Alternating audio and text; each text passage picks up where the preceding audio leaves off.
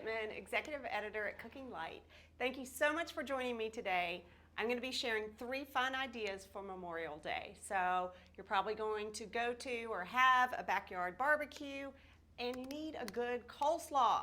So coleslaw, I want to spend a minute just kind of talking about coleslaw. I think it's a must at a cookout because it's fresh, it's crunchy, it offers some different textures and flavors on the plate. But a lot of times it's sort of an afterthought. So I'm going to share 3 fun recipes today. Each one has a special ingredient that makes it something a little special. So we have a gorgeous head of cabbage here. I'm going to set him aside for a minute because I don't need him for the first recipe. So the first recipe is Tequila Slaw with lime and cilantro.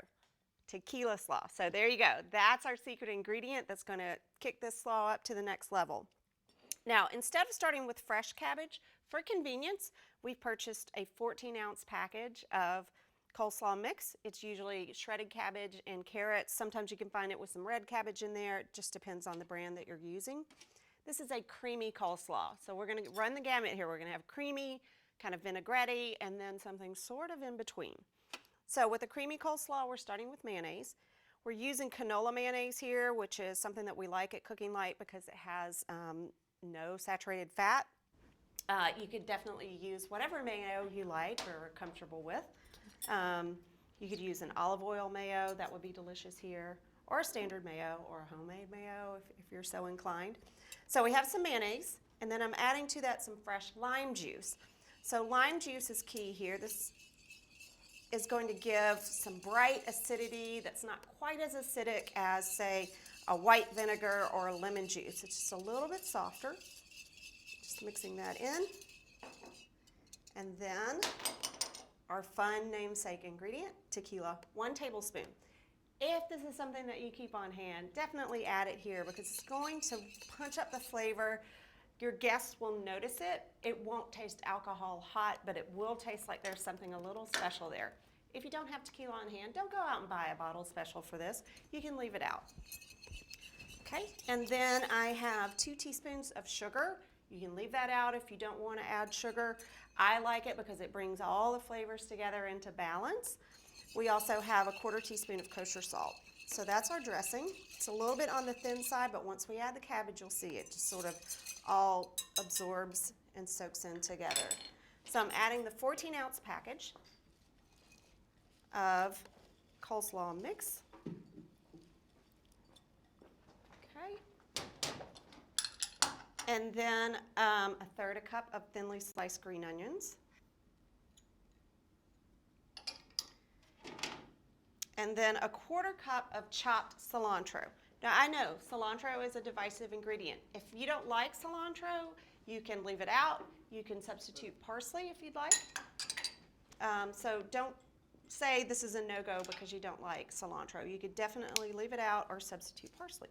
So I'm just going to toss this together. And with the coleslaw, once you toss with the dressing, it's great if you can allow it to sit for a few minutes to sort of let all the flavors marry, let the cabbage soften a little. It will soften some. You don't want to let it stand too far in advance or make it too far in advance because when salt hits the cabbage, it will draw out some of the liquid and your slaw might water out. So I'd say you can make it and refrigerate it for an hour or 2 ahead, but I would suggest maybe not doing it too much farther ahead than that. I can smell the tequila. Again, it doesn't taste boozy, it just tastes complex. So see how easy that was? We started with the package of coleslaw mix. That's our first slaw, Tequila Slaw with lime and cilantro. Okay, let me move on to the next guy. Hey, and we have a quick question. Okay. Jamie wants to know, what can you do with leftover slaw? Ooh, that's a great question. So with leftover slaw, I love slaw on any type of sandwich or any type of burger. Now, I know you'll probably have burgers at your cookout, but you could also use this leftover slaw that way. Tuck it into a sandwich. If you have pita bread, pile the slaw into the pita bread. You could have a slaw and maybe a rotisserie chicken sandwich. You could also just build a salad out of it. So maybe make a bed of greens, baby kale or spinach or whatever you love, and then pile the coleslaw on top of a bed of greens, toss it together, and then the slaw becomes the dressing and it offers a lot more crunch to your salad. That was a great question. Okay, so the next slaw that I'll be making is just simply called Cabbage Slaw. Cabbage Slaw, very, very nice and simple. So I have 2 cups of cabbage already cut here, and I need to cut some more. So I'm just gonna do that real quick just to show you if you're working with a whole head of cabbage. I usually pull off some of the outer leaves just to make it a little easier to work with. These can go in the compost, or you can wash them and stuff them, or use them, slice them up and use them in a stir fry. I need 2 cups more of cabbage, so probably be about that much. Isn't he gorgeous? This cabbage that we have today is particularly good. It's kind of a pungent, kind of almost spicy, peppery. It's really, really lovely. So it's nice, like I cut this cabbage to be kind of have some long threads.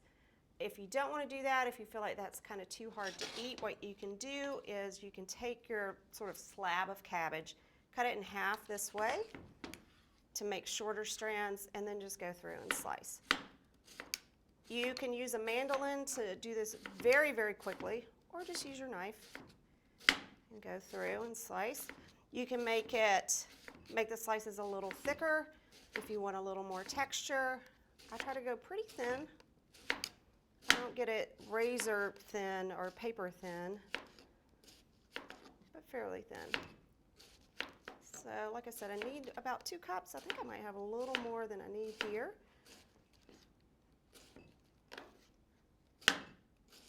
So this slaw has a fun flavor profile, which you'll see. It has radishes in it, which is not unusual in a slaw, especially some of the slaws you'll see on tacos at the taqueria.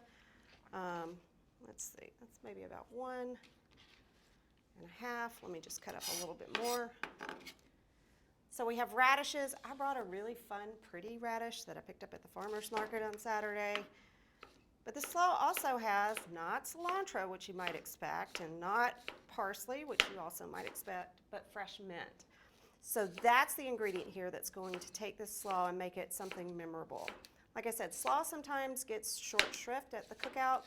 It's sort of, you know, the obligatory salad on your plate, but these slaws are all so delicious. People will love them. They'll ask for the recipe. They'll be memorable. Okay, let me just clear that off. Okay, so about 4 cups of cabbage here. I need to make my dressing. So I have just some olive oil and then some fresh lemon juice. Now, if you want, you can use vinegar. None of the slaws I'm making today actually use vinegar. You could use vinegar here instead of lemon juice. And then I have a little bit of salt and ground red pepper or cayenne pepper. So that, again, is another ingredient that's going to set the slaw apart. It's going to offer a little bit of a spicy kick. That's it for the vinaigrette. I'm going to add the cabbage in here. I have some of my radishes already cut up, and then I'm going to cut up the pretty one I picked up at the farmer's market for you in just a minute. And then the recipe, the official recipe calls for green onions, but I realized I had green onions in the other 2 slaws, so I changed it up, which you can do. You can customize the slaw, make it your own. I'm using red onion. I like to slice it pretty thinly and rinse it or soak it in cold water and drain it off. And that way it takes away a little bit of the harsh bite of the raw onion. Makes the flavor a little bit softer. Okay, so let me move this out of the way. And we have another quick question. Great. Chris wants to know, you mentioned a mandolin earlier. Do you prefer a knife to a mandolin, or does it make a difference? That's a good question. I prefer a mandolin because I have one at home. I use it all the time. It makes the work really quick and easy. I have one right here that I'll show you. So this is one that we use a lot. You can find, this is one made by the brand OXO. It's really easy to use.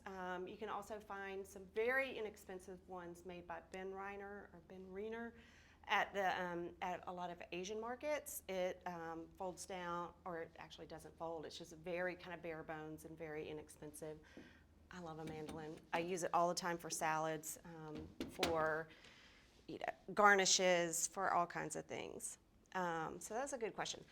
Knife work, there is no substitute for that. So definitely, like if you don't have a mandolin, don't feel intimidated. Use your knife. That will work just fine. So I want to show you guys this beautiful radish. So I have regular red radishes so far in the slaw. I want to show you this really pretty guy I picked up at the farmer's market. I mean, that is just a star. Isn't he cute? This is a purple daikon radish. It's going to have a nice pungent kind of peppery bite. So what I'm going to do, since I'm going to slice this very thinly on the mandolin, and I know I've done this before, you guys don't like it, I'm sorry, I don't use a hand guard when I use the mandolin, but here's what I do. So I'm going to cut him in half like this. See how pretty this guy is on the inside? Isn't that gorgeous? So I cut it like this, so this becomes my handle and sort of my hand guard, and so does this.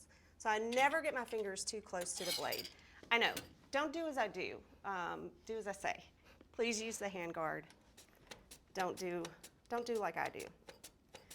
But again, I'm holding by the stem here. I'm not going to get crazy and try to cut down every little millimeter of radish flesh because I don't want to cut my fingers. So I'm going to stop there, and then I'm going to pick up here and slice this guy and stop before my fingers are anywhere near that blade. So if you have access to something like this, like a purple radish or a watermelon radish, it's worth it to get it and to throw it into your slaw, especially if it's a special occasion slaw. So, this is for Memorial Day. It's a special event. And if you want to add some real interest, look how pretty those are. You can add something like a purple radish or a watermelon radish to your slaw. Okay, and then I mentioned the mint. So we're going to have about 1/3 cup of mint leaves. I'm just going to pull these leaves off. Oh, we got a brown one here. And then quickly slice them up, and they go into the slaw. And like I said, that's going to offer this just sort of fresh burst of flavor. Really interesting slaw here. You've got cayenne pepper that makes it a little bit spicy. You've got the citrus juice, the lemon juice that makes it bright and fresh, and then the mint is just fantastic. Now, if you don't have mint, no problem. You can use cilantro. If you don't like cilantro, you can try parsley. I think it calls for, how much does it call for? 1/3, I'm looking at the wrong recipe. I think it calls for about 3 tablespoons or maybe 1/3 cup. I'm just going to use what I have here, which I think is about 1/4 cup. So it splits the difference. And we have another question. Brenda wants to know if there's a different flavor to that daikon radish. You know what? I find that it's really spicy. You know how sometimes you get radishes and they're really sweet? This one, let me just confirm. It has the slightest bit of funk to it, like an almost sort of fermenty sort of flavor. It's not fermented. You saw it's fresh. I just cut it up. But daikon has a little funk to it. It's definitely peppery, so it has a nice bite to it. Sometimes you get radishes like the little French radishes or even these standard cherry radishes, and they're more sweet, especially this time of year. In the spring, they're a little more sweet than they are pungent. But this daikon has some nice pungency to it. I'm going to dish all these up here at the end, but I just wanted to toss that together. So this is an olive oil and lime juice dressing. We have the wonderful radishes, the mint that smells like heaven.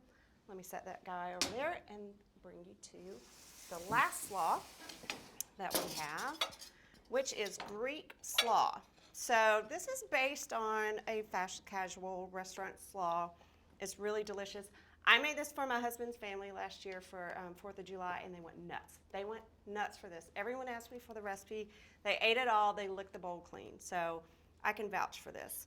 It starts with some fresh lemon juice. I highly recommend that you use lemon juice. In the other recipe, I said you could substitute vinegar for lemon juice, but in this one, stick with the lemon juice. I'm using canola oil because I want something very neutral flavored. You could definitely use olive oil. You could use grapeseed oil. You could use something with a little bit stronger flavor, like an extra virgin olive oil if you'd like. I have a little bit of salt and pepper, and that's my vinaigrette. I have some fresh cut cabbage. I'm using green cabbage here. If you want to punch up the color, you could definitely throw in some red cabbage or use all red cabbage. Some green onions, a good bit of green onions. You want a lot of that flavor. And then let me toss that together. And then the last ingredient here is a good bit of feta cheese, and that is what is going to set this slaw apart. The feta is creamy, so the first slaw I made is creamy. It's a mayonnaise-based dressing. The second slaw is more of a vinaigrette style slaw. This one feels somewhere in between because it has the oil and citrus juice dressing, but then it has all this feta cheese that is sort of creamy. So it feels somewhere between a creamy and a vinaigrette slaw. So this is 4 ounces of feta cheese. Just crumble that over. You can leave it on top if you'd like, or you can stir it in. I'm going to toss it in. 4 ounces. Crumble is about a cup. So it's a good bit of feta cheese. That salty, briny flavor is so good in this slaw. Okay. Let me just put that guy out of the way. Some chunks are kind of nice and big. So that's the fun of it. When people first put the slaw on their plate, they may not notice the feta cheese, but once they start eating it, they're like, wow, what is that? I'm telling you, I'm vouching for this. I had a lot of skeptics trying it, and they loved it. Okay, so let me plate these up so you can see. So first up is our Greek slaw. It has that nice feta cheese hit. Let me get some feta chunks here for our servings so it can stand out. It has a good bit of pepper too, which is nice. Really, really is decidedly savory. Okay. Then we have the one simply called Cabbage Slaw. It has those beautiful radishes. It has the fresh mint and the dressing that includes a little bit of cayenne pepper. So it has a punch from the pepper and these peppery radishes, but it also has that fresh burst from the fresh mint. Pretty, pretty, pretty.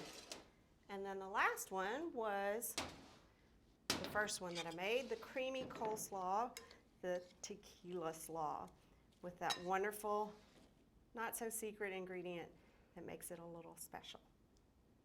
Okay. 3 wonderful takes on coleslaw for your backyard barbecue for Memorial Day.